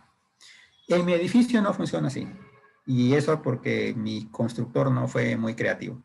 En mi edificio funciona con un reservorio subterráneo y con un sistema de 3 bombas. Y las bombas se van alternando para darle presión a la tubería. Es decir, nosotros no tenemos agua arriba de la cabeza. Lo que hace es un sistema de bombas presiona las tuberías dentro del edificio. Entonces yo puedo en el quinto piso abrir el caño, abrir la ducha y sale agua porque la bomba de agua está permanentemente dándole presión al sistema. Por supuesto, eso tiene sus ventajas y sus desventajas. Y la desventaja es que el gasto energético es mayor, porque ya no utilizo la gravedad, sino que todo el tiempo las bombas están presionando al agua para que salga, digámoslo así, impulsándola hacia arriba como si se tratara de un chisguete. ¿Ok? Entonces, lo que la gravedad no hace, lo hace, en este caso, la presión que genera la bomba para impulsar, vamos a decirle, contra la gravedad, el agua. Si falla el sistema de bombas, nos quedamos sin agua. Y por eso es importante que tengamos siempre nuestro mantenimiento de bombas. ¿Ok? ¿Se comprende? En el suelo pasa eso. Por supuesto, con mucha menos distancia. El agua que está por encima de la raíz tiene un potencial positivo con respecto a la raíz. Porque el agua podría bajar y llegar a la raíz. El agua que está debajo de la raíz tiene un potencial negativo. Ahora hay que gastar energía en poder ascender esa molécula de agua hasta el alcance de la raíz. ¿Me dejo entender? Normalmente las raíces tienen un potencial hídrico negativo y gracias a ese potencial negativo las raíces pueden absorber agua del suelo. Las raíces tienen una capacidad para succionar, para absorber, y las raíces pueden superar un poco el potencial gravitacional y lograr que algunas moléculas de agua suban hasta la raíz. Pero ojo, ese potencial tampoco es demasiado grande. Es decir, si el agua está a 1 metro de profundidad por debajo de la raíz, ya es un agua perdida para la planta. Y es por eso importante cuando se calcula la cantidad de agua que yo le puedo aplicar al suelo, calcular, oye, qué profundidad de suelo quiero húmeda para que las raíces puedan tomar el agua. Toda agua que pasa la zona de profundidad de raíces se considera que ya es un agua que la planta no va a aprovechar. ¿Se comprende? ¿Dudas? Ahora, para entender el tercer potencial, que es el potencial mátrico, tenemos que comprender el fenómeno o proceso de capilaridad. ¿Qué es capilaridad? Capilaridad es la capacidad que tiene el agua para desplazarse a través de tubos finos, o de fibras finas, o de tubos capilares. ¿Por qué? Porque los tubos o capilares, imagínense por ejemplo un sorbete, o algo más fino que un sorbete, y ya logra elevar el agua en contra de la gravedad. ¿Por qué? Porque el agua tiene tensión superficial, pero también tiene atracción, tiene adherencia a las superficies. Todos ustedes habrán hecho, y yo también, seguramente, en algún momento, el agradable experimento de tomarnos una gaseosita. Imaginémonos, ya no se usa mucho, pero imaginémonos la época, recordemos la época en que usábamos sorbetes. Uno tiene su vaso con refresco y pone su sorbete dentro. Si ustedes prestan atención, o tienen la botella de gaseosa y tienen el sorbete, si ustedes ponen atención se van a dar cuenta que el nivel de la gaseosa dentro de la botella es ligeramente superado por el nivel de la gaseosa dentro del sorbete. O sea, si ustedes prestan atención, ven el vaso, el sorbete, que es más fino, tiene el nivel del líquido más arriba. Y se presenta una pequeña diferencia en la altura que el líquido alcanza en el vaso con respecto al capilar, con respecto al sorbete. O al revés, más altura en el sorbete que en el vaso. ¿Por qué? Porque el agua se adhiere a las paredes del vaso y también se adhiere a las paredes del sorbete. Pero como el sorbete es finito, esa atracción en contra de la gravedad permite que el líquido suba. Y esa altura es inversamente proporcional al diámetro del sorbete. Las moléculas de agua se adhieren entre sí o se mantienen cohesionadas entre sí, pero también se adhieren al sorbete. El punto es que si ustedes, por ejemplo, en un recipiente introducen tubos capilares, o vamos a decirlo así, pajillas, sorbetes finos, cuanto más fino el sorbete, más altura alcanza el agua. Eso es el fenómeno de capilaridad. ¿Ya? Entonces, ¿qué tanta altura puede alcanzar el agua? La altura que el agua puede alcanzar dentro de un poro capilar o dentro de un tubo capilar se puede calcular por esta expresión. Altura es igual a 2 veces la tensión superficial del agua para la temperatura dada sobre el radio, la densidad del agua y la gravedad. ¿Se comprende? Altura del capilar, es decir, vamos a ponerlo aquí, esta altura,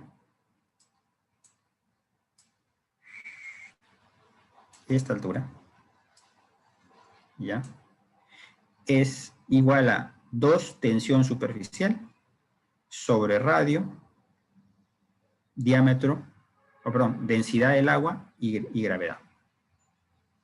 Miren que la altura aquí es menor porque el radio es mayor.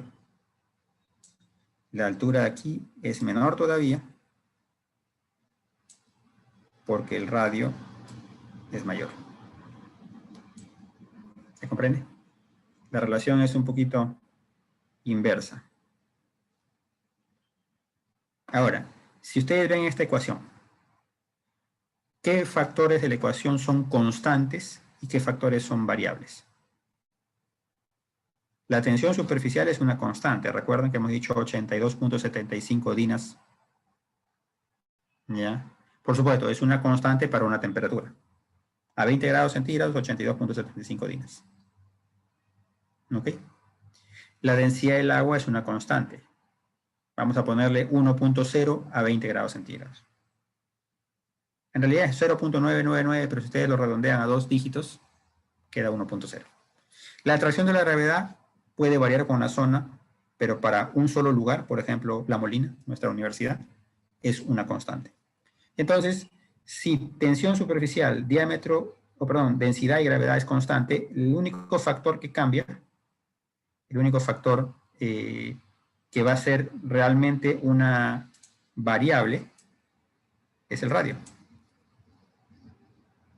Entonces yo podría simplificar como que altura es igual a una constante sobre el radio.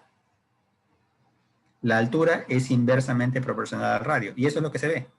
Cuanto más fino el radio, ¿ya?, del capilar, más altura alcanza el agua. ¿Se comprende? ¿Qué quiere decir esto? Que si el agua se tiene que transportar a través de capilares finos o de tuberías finas, esas tuberías finas podrían elevar el agua en contra de la gravedad hasta cierta altura. Gracias a la capilaridad, ustedes, por ejemplo, pueden utilizar un lamparín. No sé si alguno de ustedes llegó a conocer los lamparines, pero un lamparín era un... Mi abuela solía tener esos y yo recuerdo que los utilizaba de niño. Un pequeño recipiente o frasco donde se colocaba querosene. En la parte superior había una boca con una pequeña abertura. En esa boca se sujetaba una mecha hecha de algodón o de tela de algodón, que se encendía, y la llama se protegía con una especie de pantalla o de botella de vidrio abierta en la capa superior que permitía iluminar. Era simpático. Hasta ahora he visto los lamparines, pero el hecho de que era para iluminar artificialmente con querosene donde no había electricidad. ¿Se comprende? Ahora, ¿dónde está la capilaridad? Las mechas están hechas de algodón, y el algodón tiene fibras. Y el querosene mojaba el algodón y por capilaridad ascendía hasta la parte superior de la mecha. Entonces ustedes encendían la mecha, en realidad lo que se quemaba era el querosene. ¿Me dejo entender? ¿Por qué? Porque por capilaridad el querosene iba ascendiendo y iba combustionando. Un poco que las velas funcionan igual. O sea, la parafina se derrite y la mecha por capilaridad asciende la parafina hasta la punta de la llama y por eso se enciende. Y se va consumiendo, por supuesto. Si ustedes ponen una prenda de ropa, una experiencia así sencilla y un poquito trivial, ponen, por ejemplo, una blusa o un polo en un recipiente con agua, ¿ya?, y dejan solamente la parte baja dentro del recipiente y el resto lo cuelgan, van a ver cómo el agua asciende y tiende a mojar toda la prenda. O sea, la capilaridad puede hacer que la prenda se vaya mojando hacia arriba. ¿Por qué? Porque las fibras de tela de algodón tienen poros y esos poros permiten que el agua suba, ascienda, incluso en contra de la gravedad. Bueno, pues en el suelo hay poros, ¿ya? El suelo es un cuerpo poroso y por lo tanto el suelo tiene comportamiento capilar. Es decir, si yo coloco un terrón de suelo seco en un recipiente con agua y permito que el agua apenas toque, apenas bese el terrón, el espacio poroso del suelo va a actuar como capilar y va a permitir que el agua ascienda en contra de la gravedad. ¿Ya? Obviamente, no todos los poros del suelo se llenan de agua, solo los más finos, aquellos que pueden elevar el agua con mayor fuerza. El suelo tiene poros grandes, y esos poros grandes son, valga la redundancia, demasiado grandes para mantener el agua contra la gravedad. Así que es más probable que esos poros estén ocupados por aire. Pero los poros más finos, que tienen mayor capilaridad, sí pueden mantener el agua en contra de la gravedad. ¿Ok? Este principio de capilaridad se debe a que el espacio poroso más fino está asociado a el agua retenida cerca de las partículas de arcilla o retenida dentro de los agregados. ¿Y por qué el agua se puede retener ahí? Ya lo habíamos dicho, porque hay carga eléctrica en el suelo. En los espacios porosos grandes, por ejemplo, los que se pueden presentar entre agregados o entre granos de arena, por ejemplo, ahí no hay fuerza, no hay carga eléctrica y por lo tanto el agua no se puede adherir. Entonces, esta fuerza nos genera el potencial mátrico, que es esa fuerza o esa energía con la cual el suelo retiene las moléculas de agua. que es debida a las fuerzas de adhesión y cohesión. La matriz del suelo, y por matriz nos referimos a la porción más fina, ¿recuerdan ustedes? La matriz del suelo se refiere al limo, a la arcilla, también a la materia orgánica. ¿Ya? Esta matriz del suelo, ¿ya?, retiene las moléculas de agua con fuerza. ¿Ya? ¿Por qué? Porque tiene espacio poroso fino, y ese espacio poroso fino podría alojar el agua incluso en contra de la gravedad. ¿Ya? Los suelos más bien esqueléticos, que no tienen mucha matriz, los suelos más arenosos y los suelos que tienen grava, gravilla, que tienen como que mucho, vale, la redundancia, esqueleto le llaman así al término, ¿ya?, son suelos que tienen poros grandes, pero no tienen poros finos. Entonces el agua no puede retener los suelos en contra de la gravedad. ¿Ok? El potencial mátrico, entonces, es el nivel energético con el cual el suelo está reteniendo las moléculas de agua. Cuanto más finos los poros en el suelo, más negativo se vuelve este potencial mátrico, porque eso quiere decir que el agua es retenida con más fuerza. Y yo necesito más energía para retirar el agua del suelo. Por lo general, el potencial mátrico puede variar de 0 a menos infinito. En realidad no es menos infinito, pero esto quiero decir que entiendan de que puede variar a un valor negativo muy bajo. ¿Ya? ¿Cuándo es 0? Cuando es que las partículas no ejercen fuerza sobre el agua, cuando el suelo está completamente saturado. Si el suelo estuviera saturado de agua e incluso los poros grandes estuvieran llenos de agua, entonces el agua es libre, el agua puede drenar, el agua puede bajar por gravedad. El suelo no tiene una gran energía para retener las moléculas de agua. ¿Ya? Pero conforme el suelo se vaya quedando con menos agua, el potencial de las moléculas de agua se va haciendo más negativo. ¿Me dejo entender? Cuando el suelo está completamente saturado, su potencial mátrico es 0. Las moléculas de agua pueden desplazarse, pueden moverse, pueden ser libres, pueden drenar. Pero si la prenda se va quedando, o mejor dicho, si el suelo se va quedando con cada vez menos agua, su potencial se va haciendo cada vez más negativo. Volvamos al ejemplo de la prenda de vestir que estoy lavando. Cuando está completamente saturada de agua y yo la levanto, el potencial es 0. El agua cae con facilidad, drena. Pero si yo voy escurriendo, exprimiendo, centrifugando, cada vez queda menos agua en la prenda. Cada vez es más difícil sacarle agua a la prenda. Yo necesito más y más energía para avanzar en la siguiente etapa. Para avanzar con el secado, cada vez es más energía la que necesito invertir. ¿Se comprende? Con el suelo pasa eso. Con el suelo pasa eso. Cada vez es más difícil que el suelo pierda agua. Entonces el potencial se va haciendo más negativo. Y al ser más negativo, gasto más energía en sacar el agua del suelo. Si el suelo estuviera saturado, ustedes toman un puñado de suelo de jardín entre sus manos, exprimen y escurre agua. Quiere decir que no necesitan mucha fuerza para sacar agua del suelo. Si el suelo está húmedo, ya no es tan fácil exprimir, porque ya por más que expriman no sale agua del suelo. Pero si ustedes desmenuzan, se van a dar cuenta que la mano está húmeda. Entonces, algo de agua le están sacando. Si el suelo está con un contenido de humedad relativamente bajo, ya es más difícil sacar agua del suelo. Yo tendría que llevar a estufa. Y la estufa puede, por supuesto, aplicarle tanta energía al suelo que remueve todas las moléculas de agua. Y el suelo queda seco a estufa. Pero cuando el suelo está seco a estufa, el potencial mátrico es menos 10.000 atmósferas. O sea, es un suelo que está seco.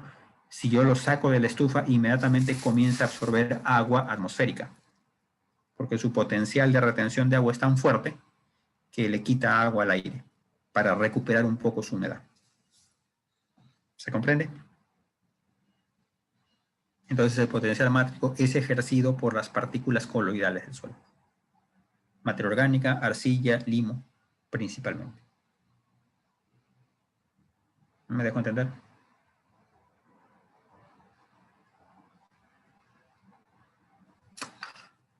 Okay. Y por último, el potencial osmótico del agua en el suelo. Y este potencial osmótico es originado por los solutos disueltos en el agua. Ojo, no solamente las partículas de suelo, no solamente las arcillas, los limos, pueden ejercer atracción sobre el agua. Los solutos también ejercen atracción. ¿Recuerdan ustedes que vimos el proceso de solvatación? Si yo disuelvo una cucharada de sal en un vaso con agua, ¿ya? Una buena cantidad de moléculas de agua va a disolver la sal. Pero a partir de entonces, el cloro y el sodio, que están separados, iónicos, van a rodearse de capas de agua. Entonces, no todas las moléculas de agua del vaso son libres. Hay una buena cantidad de moléculas que están siendo atraídas por el cloro y el sodio. Y eso quiere decir que el nivel energético del agua disminuye. No es lo mismo la energía que puede generarse, la energía con la que se pueden desplazar moléculas de agua pura, que moléculas de agua en las que se ha disuelto un soluto. Por ejemplo, sal. ¿Se comprende? ¿Se comprende? Los solutos disueltos en un líquido, en este caso en el agua, pueden restarle energía, pueden quitarle energía al agua del suelo. ¿Ya? ¿Y para qué es energía? Para ser absorbida por los seres vivos, para generar trabajo, para pasar a través de membranas. Un ejemplo simple. Los náufragos. Los náufragos en el mar pueden morir de deshidratación y están sobre el océano. Hay una cantidad inmensa de agua. ¿Y de qué se muere uno muchas veces? De deshidratación. ¿Por qué? Porque el agua marina tiene mucha sal. Si yo me bebo un vaso con agua de mar, como tiene mucha sal, en lugar de que mis intestinos logren absorber el agua salada va a generar una deshidratación, una salida de agua del cuerpo. ¿Por qué? Porque el nivel energético del agua salina es muy bajo, muy negativo. Entonces, al final de cuentas, yo voy a terminar deshidratado. Un poco ese es el principio, bueno, eso es lo que se le achaca mucho a las sodas, ¿no? A las gaseosas. O sea, todos nosotros hemos tomado en algún momento, en plena sed, en un día de calor, una rica Coca-Cola. Y a la hora ustedes dan con sed de nuevo. Porque como la Coca-Cola tiene solutos, azúcar, ácido fosfórico y otros componentes, es cierto que el gas da inmediatamente una sensación de refrescante o de burbujeo, pero la cantidad de soluto que el cuerpo absorbe hace que la asimilación de agua sea relativamente baja. Y uno termina teniendo sed nuevamente. ¿Me dejo entender? ¿Por qué? Porque su potencial osmótico es bajo, es negativo. ¿Cuándo es que el agua tiene el máximo potencial osmótico? Cuando es agua pura. Y en ese caso, el potencial osmótico es 0. No hay nada que impida la absorción de agua. Una planta creciendo en agua pura, destilada, absorbe el agua con facilidad. Una célula creciendo en agua pura se hincha. ¿Ya? Obviamente, la propia célula tiene un potencial osmótico más negativo, así que a ninguna célula realmente le favorece que el potencial osmótico alrededor sea 0. Casi siempre se prefiere un potencial osmótico semejante a la de la célula. Si ustedes han dado un día de playa y se miran la yema de los dedos, después de un par de horas de estar en el agua, ven que la yema de los dedos se han comenzado a arrugar. Y eso es porque la piel humana puede perder agua. Como el agua es muy salina, va quitándole un poco de agua a la piel y la piel se arruga un poquito. Eso es por el potencial osmótico negativo que tiene el agua marina. Por eso mismo no se puede utilizar aguas muy saladas para regar plantas. Las plantas también tienen que absorber agua. Las raíces absorben agua. Si el agua es muy salina, esa salinidad va a impedir que la raíz tome agua y va a causar más bien marchitez. Ustedes pueden medir experimentalmente el potencial osmótico. Y para eso, un experimento sencillo. Toman ustedes una especie de U de vidrio, ¿ya? Donde colocan una membrana semipermeable, por ejemplo, un celofán. La membrana semipermeable permite el paso libre del agua, ida y vuelta, pero no permite el paso de solutos. Por ejemplo, un soluto, azúcar. En una parte yo coloco una solución azucarada y en la otra parte coloco agua pura. Si las coloco a través de la membrana, en el momento cero, ambos tienen el mismo nivel. Pero si yo dejo pasar unas horas o minutos, yo voy a ver que, dado que los solutos atraen moléculas de agua, el agua va a ingresar hacia la solución de solutos. Las azúcares no pueden cruzar la membrana, pero sí pueden jalar moléculas de agua.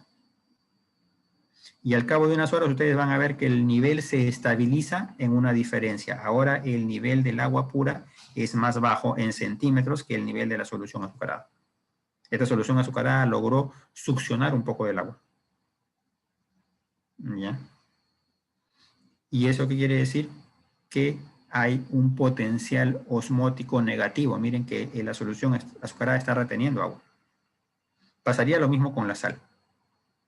La única diferencia es que las membranas artificiales que repriman la sal son difíciles. Pero se puede conseguir una membrana que no deje pasar la sal, pero sí al agua. El agua ingresaría hacia la solución salina para tratar de equilibrar. Y ese equilibrio se alcanza con la presión atmosférica.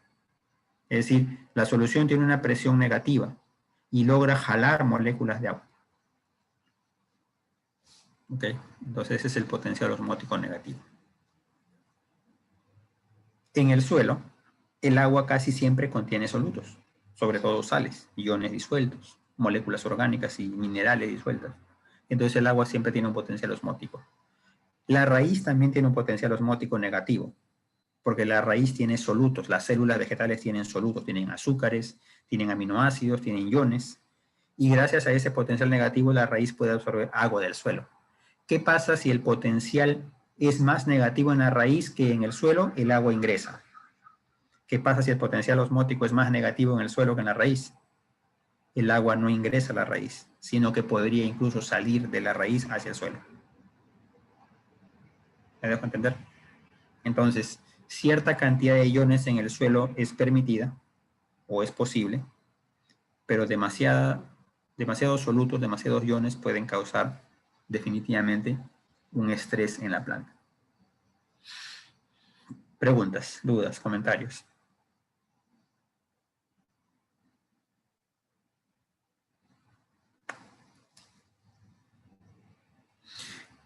El potencial osmótico se puede calcular. Es decir, ¿cómo yo utilizaría para calcular el potencial osmótico? El potencial osmótico, que es por regla negativo, se calcula por la ecuación universal de los gases, la famosa PV-RTN. Entonces, el potencial osmótico en atmósferas, ¿ya?, es igual a N, que es la concentración molar de solutos, es decir, cuál es la concentración de moles por litro. R, que es la constante universal de los gases. Y la temperatura en Kelvin. Entonces, a mayor concentración de solutos en moles por litro, más negativo sobre el potencial osmótico. Entonces, si una solución de suelo es muy salina, el potencial osmótico se vuelve muy negativo. ¿Preguntas? ¿Dudas? ¿Comentarios? El potencial hídrico total es la suma de los 4 potenciales. Suma algebraica, por supuesto. Recuerden ustedes que algunos potenciales pueden ser positivos o cero, otros pueden ser negativos o cero, otros pueden ser positivos o negativos. Ya, entonces, el potencial hídrico total es la suma algebraica de estos 4 potenciales. El potencial de presión, más el potencial gravitacional, más el potencial mátrico, más el potencial osmótico, me determinan el potencial hídrico total. Pero recuerden ustedes que hay algunos que son excluyentes. Por ejemplo, el potencial mátrico es 0 en suelos saturados y es negativo en suelos no saturados. el potencial de presión es 0 en suelos no saturados y es positivo en suelos saturados. Entonces, no podría haber potencial mátrico y potencial de presión en el mismo suelo, porque uno está saturado y el otro no. O mejor dicho, porque un valor se hace 0 cuando está saturado y el otro se hace 0 cuando está no saturado. Entonces, en suelos saturados, el potencial hídrico es igual a la suma del potencial de presión más el potencial gravitacional más el potencial osmótico, porque estos tres pueden presentarse en el suelo saturado. Y en suelos no saturados, el potencial hídrico sería potencial gravitacional o de posición, el potencial mátrico más el potencial osmótico. Los dos últimos, mátrico y osmótico, son bastante más importantes que el gravitacional. El potencial mátrico y el potencial osmótico expresados en atmósferas pueden equivaler a varios cientos de centímetros de agua. ¿Ya? El potencial gravitacional, recuerden ustedes que está referido a la altura del agua sobre el nivel de referencia, y casi siempre estamos hablando de la profundidad de las raíces, entonces es 30, 40 centímetros, no más que eso. ¿Ya? Pero los potenciales mátricos y osmóticos sí pueden ser bastante más negativos. Bastante más negativos. Entonces, casi siempre el potencial del suelo no saturado o el potencial hídrico en el suelo no saturado es negativo y está principalmente dado por la suma de los mátricos y osmóticos. Como el potencial por lo general es negativo, el agua está siendo retenida en el suelo. Está siendo jalada en el suelo. Y por eso yo puedo tener un suelo húmedo entre mis manos, un terrón de suelo húmedo. Y ese terrón de suelo húmedo retiene el agua. Yo tengo que aplicarle fuerza para sacar el agua del suelo. Tengo que llevar el terrón a estufa para que la estufa a 105 grados se evapore el agua. Y eso cuesta energía, porque el suelo retiene agua, porque el potencial hídrico total es negativo. Preguntas, dudas, comentarios. A propósito de potenciales hídricos, estas son 18 de mis cervezas favoritas. Una buena colección de cervezas belgas de mis tiempos estudiantiles. Ok, jóvenes, vamos a dejarlo aquí con dos anuncios. El anuncio 1 es que hasta este punto, vamos a tener el segundo paso teórico, que podríamos programar, si todos están de acuerdo, en el jueves subsiguiente. Estamos hablando del jueves 25. Misma agenda, desde las 11 y hasta las 8 de la noche. Ya. Por supuesto, si hay alguien que me dice que no puede, el día jueves lo podemos discutir. Pero tentativamente ya están listos ustedes, ya hay material suficiente. Voy a colgar hoy día las presentaciones de todas las clases para que ustedes tengan su segundo paso teórico que arrancaría en propiedades físicas, es decir, en la fracción sólida del suelo, textura, estructura, densidad, capacidad de almacenamiento de agua del suelo, hasta aquí, hasta potencial de agua en el suelo. Segundo anuncio, y es con respecto a la revisión de la primera tarea que ya ustedes tienen.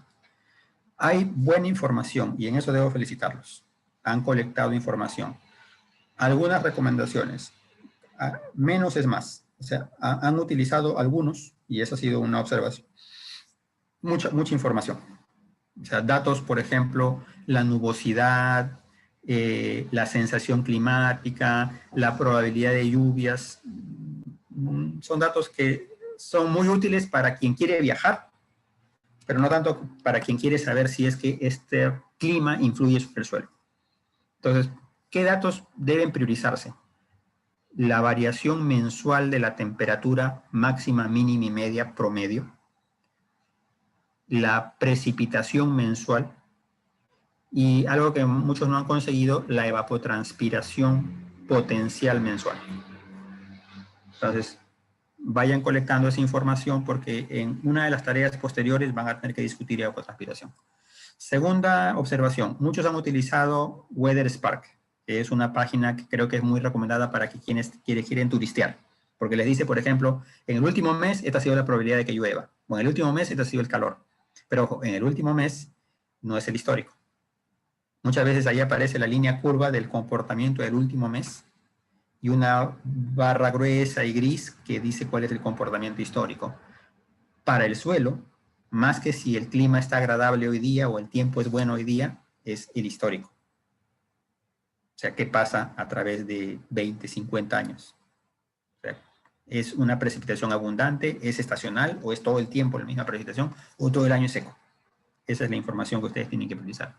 Tercero, algunas bases de datos son muy cortas, 1 año, 2 años. Yo sé que les sugerí que consiguieran información posible, pero creo que ahora pueden darse un poquito más de tiempo en buscar información.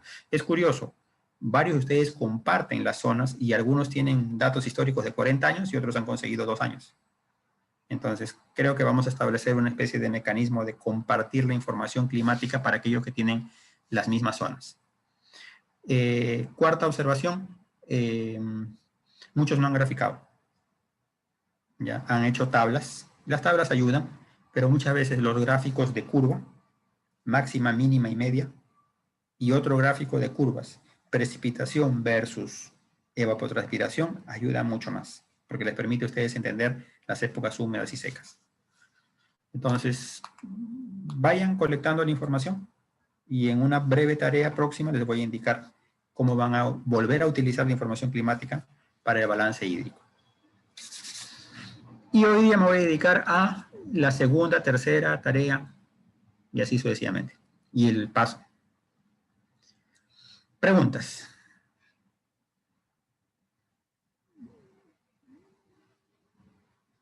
El segundo paso es hasta hoy. Hasta ahorita, hasta lo que acabamos de terminar. Preguntas. Bueno, jóvenes, señoritas, gracias por su atención. Nos vemos el día jueves. Y ya, el día jueves para reforzar un poco la parte de cálculos de densidad aparente. Gracias a todos por su atención.